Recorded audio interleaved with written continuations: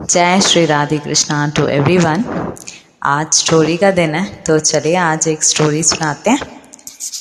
तो पहले तो आप सब कैसे हैं? आप सबके घर में सब ठीक है? बढ़िया है?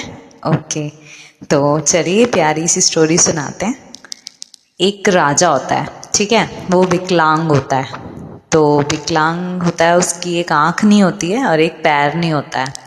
तो वो अपने गलियारे में, जो राजमहल का गलियारा होता है, तो गैलरी यानी कि जिसे आप कहते हैं, तो उसमें घूम रहा होता है। तो वो देखता है उसके सारे पूर्वजों की फ़ोटोज़ लगी होती हैं, पेंटिंग्स लगी होती हैं बड़ी सुंदर सुंदर।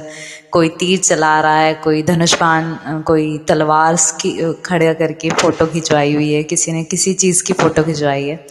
तो बड़ा खुश होता है। तो एंड में जब बिल्कुल एंड होता है फोटोग्राफ्स का, तो वो सोचता है कि यहाँ यार मेरी भी फ़ोटो होनी चाहिए, लेकिन मैं तो यार विकलांग हूँ, तो मैंने ऐसा कुछ खास करा भी नहीं है अपने इस राज्यकाल में, तो मेरी फ़ोटो में क्या खास होगा। लेकिन बनवानी तो मुझे ही पड़ेगी, क्योंकि मेरे भी आगे जो जनरेशन है वो भी देखेंगे कि भाई लास्ट राजा ने क्या कैसा था, क्या था। तो उसके लिए खिंचवानी तो पड़ेगी, बनवानी तो पड़ेगी पेंटिंग। तो सारे सैनिकों को बुलाता और बोलता है कि जितने भी शहर के पेंटर्स हैं उन्हें बोल दो जाके कि भाई जो भी राजा की पेंटिंग बनाएगा सुंदर सी, उसे बहुत सुंदर, बहुत महंगा, बहुत कीमती उपहार मिलेगा। तो सारे पेंटर्स आ जाते हैं, ठीक है। राजा बोलता है कि भाई ऐसे ऐसे मेरी एक सुंदर सी फ़ोटो बनाओ, और जिसने भी अच्छी सी पेंटिंग बनाई उसको एक बहुत आलीशान, बहुत खूबसूरत सा तोहफा मिलेगा, इनाम मिलेगा। तो ये बात सुन के सारे जो पेंटर्स होते हैं वो कोई भी आगे नहीं बढ़ता, कोई भी हाँ नहीं करता कि मैं बनाऊंगा या ऐसा कुछ, क्योंकि सब डर रहे होते हैं कि ये तो विकलांग राजा है, इसकी एक आंख नहीं है, एक पैर नहीं है, तो इसकी भला पेंटिंग अच्छी कैसे बन सकती है।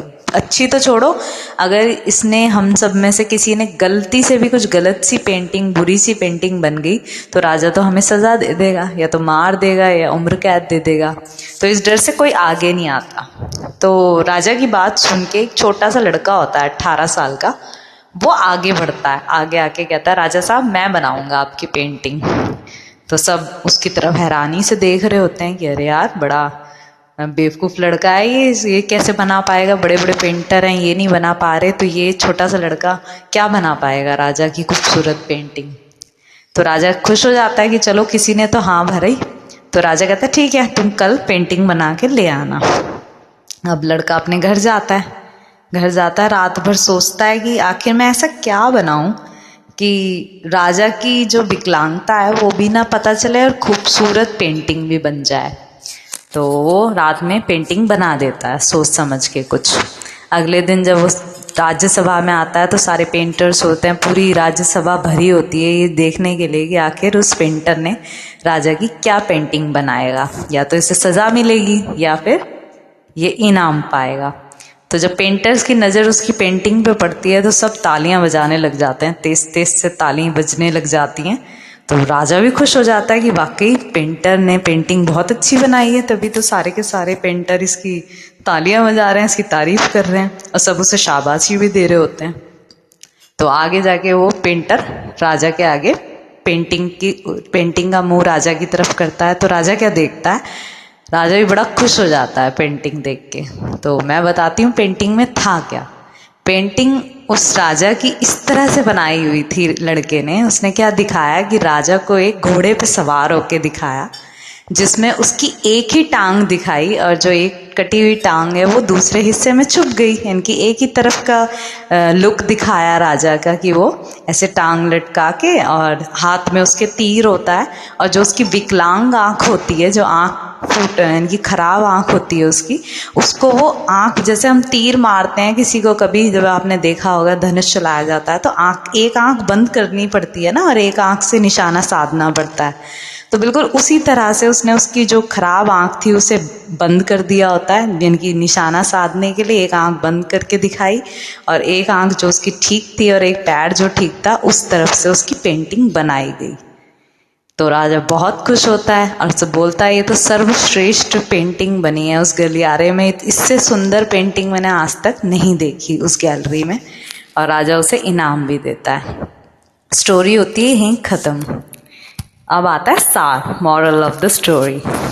तो सार ये है कि चाहता तो वो लड़का भी हथियार डाल सकता था इस सिचुएशन में, कि उसको भी नहीं समझ आ रहा था कि आगे राजा की क्या पेंटिंग बनाऊं कि राजा खुश भी हो जाए और उसे बुरा भी ना लगे, कि पेंटिंग में कुछ ऐसा भी ना बना दूं जो उसे हर्ट हो जाए या वो मुझे कोई सज़ा दे दे। लेकिन लड़का हिम्मत नहीं हारता और अपने अंदर जो उसके अंदर जो पॉजिटिविटी होती है उसको नहीं छोड़ता है उस नेगेटिव सिचुएशन में, और अच्छी सी अच्छी पेंटिंग राजा की बना डालता है। तो सेम वही हम सब की लाइफ में भी अमल करी जाती है वो बात, कि लाइफ में चाहे कितनी ही हद से ज़्यादा नेगेटिव सिचुएशन आए, लेकिन उसको हम अपनी सोच, अपनी पॉजिटिव सोच से बहुत आसानी से हल कर सकते हैं। तो आपकी लाइफ में चाहे कितनी भी बुरी सिचुएशन आए, अगर आपकी सोच हमेशा पॉजिटिव रहेगी ना, अगर आप उस दुख में भी सुख का अनुभव करेंगे या सुख को ढूंढ लेंगे, तो आपकी वो जो दुख का घड़ी है या नेगेटिव सिचुएशन है, वो आपकी हंसते हंसते पार हो जाएगी और आप भी एक अच्छा उस सिचुएशन से निकल के कुछ अच्छा ही कर जाएंगे।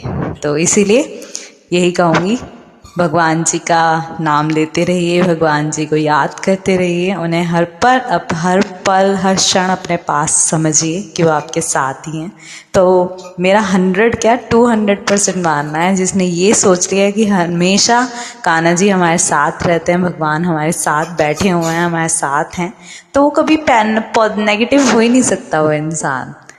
तो बस अपनी वही जो हर बार बोलती हूँ, दिन में एक अच्छा काम करिए, चाहे किसी को खाना खिला दीजिए, किसी भूखे को खाना खिला दीजिए, किसी प्यासे को पानी दे दीजिए, चिड़ियाओं को खाना डाल दीजिए, कुछ डॉगीज़ होते हैं जो गली में या वैसे भी स्ट्रीट डॉग वगैरह, उनको कुछ खिला दीजिए। और कुछ नहीं तो यार किसी की